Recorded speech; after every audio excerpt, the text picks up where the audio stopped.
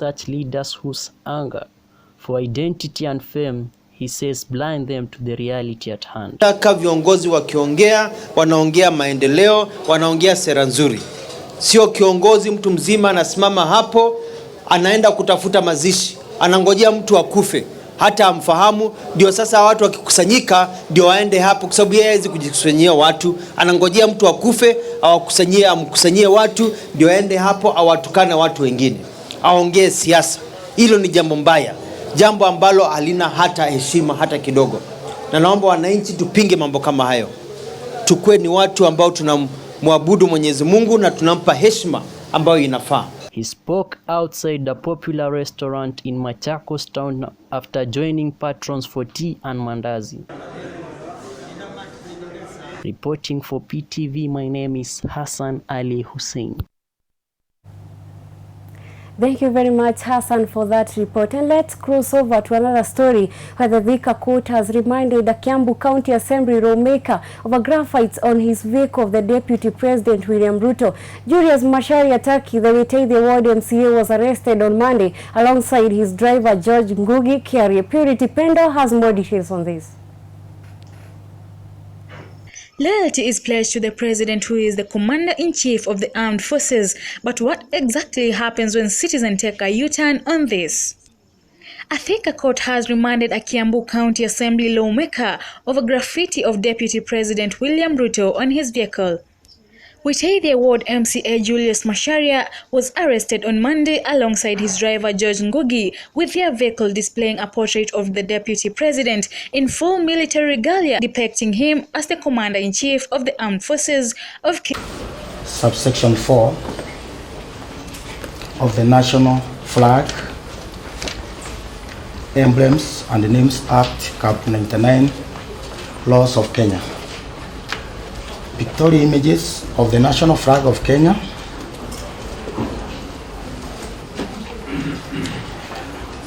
coat of arms. The vehicle also had graphics of the coat of arms and the national flag of Kenya. The duo appeared before Thika resident magistrate Kianya Nyamori on Tuesday when the investigation officer Chief Inspector George Muriuki indicated that he was investigating the case of improper use of emblems and names. The Chief Inspector made an application to hold the respondents in the matter for 5 days in order to complete investigations. Purity Pendo reporting for PTV. Thank you very much, Purity Pendo, for that report. And to our next story is that a ward at Shalom Community Hospital in Machakos, which has been closed after the death of a baby, has been reopened after inspection by a team from the Kenya Medical Practitioners and Dentist Board. The team was satisfied with the measures that the hospital had put in place to improve the standards. Mark Kimondo has more details of this. After the great downfall, now it has massively risen again. Gates of Shalom Community Hospital flew open on Tuesday, barely a month after an immediate shutdown by authorities following the mysterious death of a newborn baby who was injected with a lethal jab. Kenya Medical Practitioners and Dentist Board was up to the opening of the facility after a vivid inspection that was led by Daniel Yumba, the Chief Executive Officer. Kenya Medical Practitioners and Dentist Board, in conjunction with Machakos government on 6th of May 2019, admonished all operation and business licenses in the same hospital after it came into light that Ethan, a new son to Jonathan Mutisa, a KBC correspondent, was injected with an overdose of morphine. We are going to ensure that that is observed. When the patient started trickling back, Daktari with her team, they'll come back to ensure that quality standards are adhered to. The other thing I want to mention to Machakos residents and Kenyans at large is health is a partnership between public, of course, the policy makers, who is the Ministry of Health, national government, county governments, because it's devolved, and then public, private, and faith-based health facilities. The same team of investigators, driven by Professor Frederick, revealed that the injection was administered by a quack nurse who is a community health worker who is working in the name of patient attendant. In this, today is a happy occasion for Shalom Hospital. I'm sure you may have been here last time, and you know why this hospital was temporarily closed and the issue of that went down for the child that passed on. And the board, as a regulatory body, together with the other boards, that the Nursing Council, the Pharmacy and Poisons Board, we have all the other regulatory boards, we got together and came and inspected and did give recommendations and asked them to do certain things. And now we have come back today to inspect. Even up to now, 3 suspects are in court over the Ethan's mysterious death, likewise to other manslaughter charges. Even up to now, 3 suspects are in court over Ethan's mysterious death, likewise to other manslaughter charges. Mark Kimondo for PTV. Thank you very much, Mark Kimondo, for that report. And that report will take us to a first short commercial break. We'll be back shortly with other stories from Machakos County. Stay with us. Usikwame hapa. Get the confidence to lipa na M-Pesa and send money hata kama balance yako ni insufficient. Just dial *234# to join Fuliza. Now, when your balance is insufficient, you will get a prompt to Fuliza and instantly complete your transaction. Just select yes, enter your PIN, and voila! Transaction complete. And repayment is automatic as soon as more funds enter your M-Pesa wallet.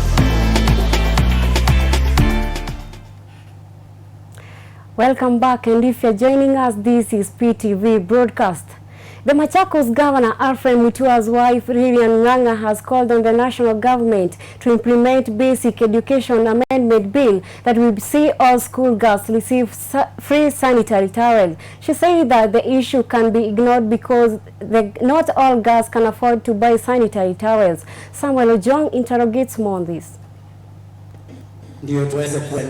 Machakos County First Lady Mrs. Lilian Ng'ang'a has called on the national government to implement the Basic Education Amendment Bill that will see all school-going girls receive free sanitary towels from the government. The First Lady expressed concern that since the signing of the bill in 2017, the rollout has not taken place and girls continue to miss school during their period days. Speaking at Masaani Girls High School in Machakos County during a mentorship session, the First Lady also encouraged the girls to focus on their studies and remain committed to building a good future for themselves by rejecting peer pressure, comparing themselves with each other, and to avoid negative thoughts like suicide, which is not a solution to a problem but an escape. Be happy. Sawa sawa. Somebody asked about committing suicide. Why would you want to commit suicide? Why? Do not ever think about committing suicide. Sawa sawa. Even if life imeharibika, do not ever think about committing suicide. Sawa sawa. Mindset. Always be happy. Life is like this. You're happy, you're sad, things are up, things are down, but mindset is everything. Sawa sawa. Be happy always. Be good to other people, and do unto others what you want done unto you. I wish you girls the very, very best, and I hope to see you guys in the future looking your very best. Again, who runs the world? She also challenged them to pursue their goal as strong women of the future because the female gender is coming up as a formidable force across all sectors in the world. Reporting for PTV, my name is Samuel Ojwang. So sanitary wear may be beyond the reach of many girls and also too expensive for the parents. But this because maybe the parents' income cannot sustain the budget of food and also the provision of this sanitary towels. So that report is a very, very good or a major project. To go on is that following the recent claims that the AMISOM will withdraw their service from Somalia, now its government is putting some efforts of recruiting 300 officers, which commence on 28 May this year. The recruitment is aimed at securing the main supply routes from the terror group like Al-Shabaab so as to make the movement of goods and services. Zabron Masharia has done a follow-up on this story.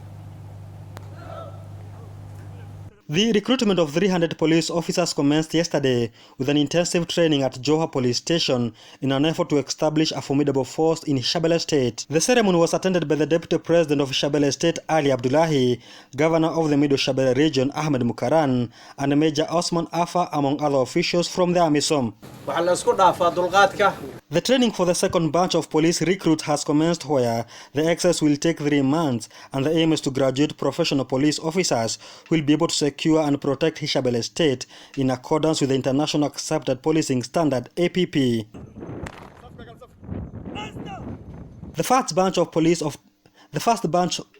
first batch comprising of 200 police officers graduated this year and were deployed to various parts of the region to maintain law and order. Speaking at the same function, Mr. Hussein urged the recruits to maintain the highest level of discipline and ensure they complete the training ahead of the deployment to various parts of the police station. The aim is for us to graduate professional police officers for the Shabelle State.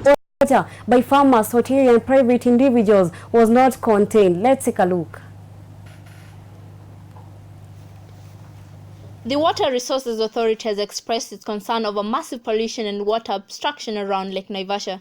The authority warned that the lake was destined for doom if the ongoing obstruction of water by farmers, hoteliers and private individuals was not contained.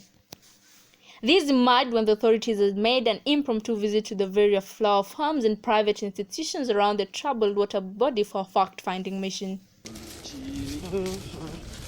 During the visit, the authority put on notice all institutions illegally obstructing water from the lake that their days were numbered. Addressing the press, the authority board chairman Joe Mutambo accused some farms of using more than one water pump to draw water from the lake. He noted that as a result, the government was losing millions of shillings due to the illegal connection from the unscrupulous farmers. If from one pump we are getting almost 100,000 per month, and they have 8. So basically, quick calculation, we are losing almost 1 million per month from one farm. And how many farms are there?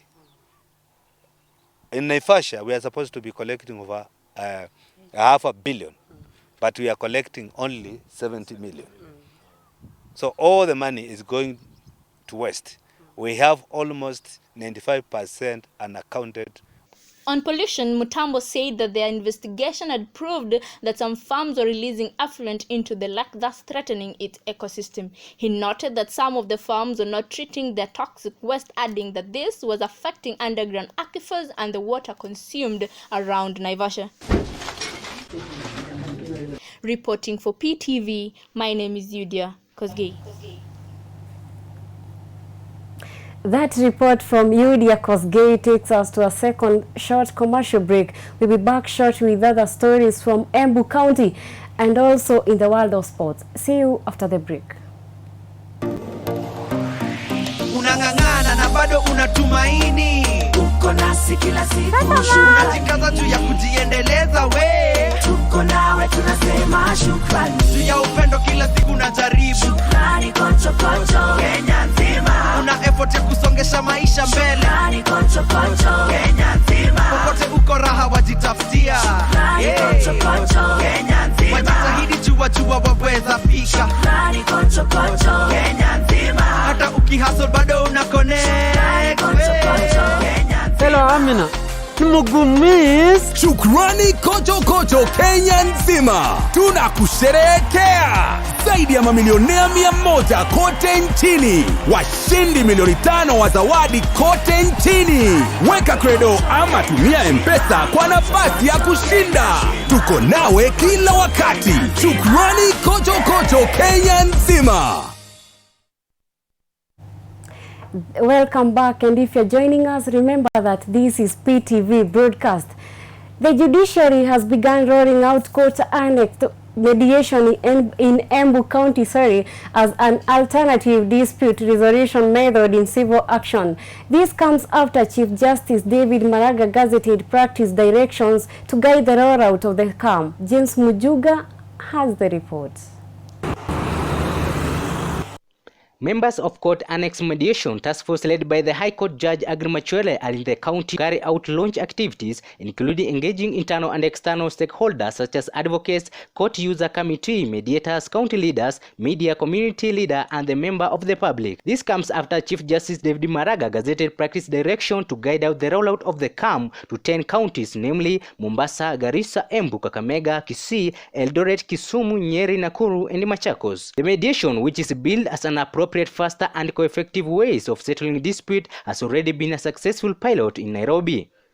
A few months we've been rolling out court annexed mediation in the country, and so this is the next step.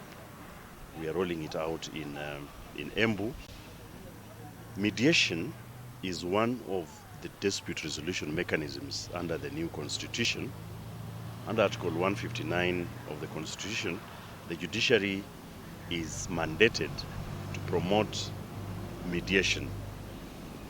And mediation is a negotiated settlement of disputes assisted by a mediator, an impartial person who helps litigants come together to discuss their case and reach a solution for themselves. Said whereas backlog of the cases had reduced in all courts last 3 years. Reporting for PTV in Embu County, I'm James Mjuga.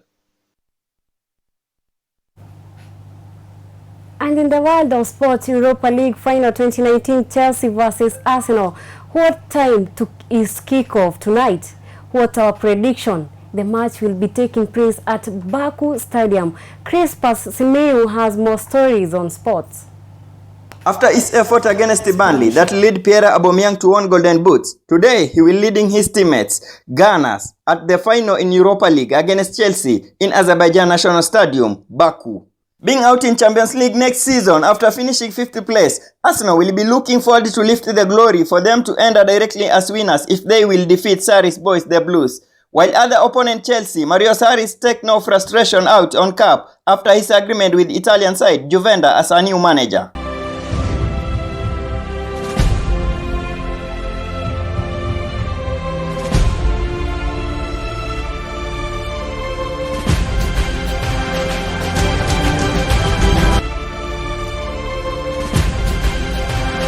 Crispus Simiu, Sports. Crispus Simiu for that report. So, do you think will the blue flag fly higher in Baku, or will the Gunners puncture their hopes of winning another European silverware? Our director Mike Courier is predicting a Chelsea win, whereas our reporters Mark Kimondo and Ojwang are rooting for the Arsenal. Who do you think will win in the Europa League? But for me here, just wish for them a good luck. To round out our program, I have a heartwarming story. But before I give it to you, let me just confirm from Mike. Mike, do I have he's telling me that the time, I don't have time. So before, I just say asante sana for those who have made this bulletin a success. Let's meet next time. Same praise. My name is Margaret Omboi. Have a very good night.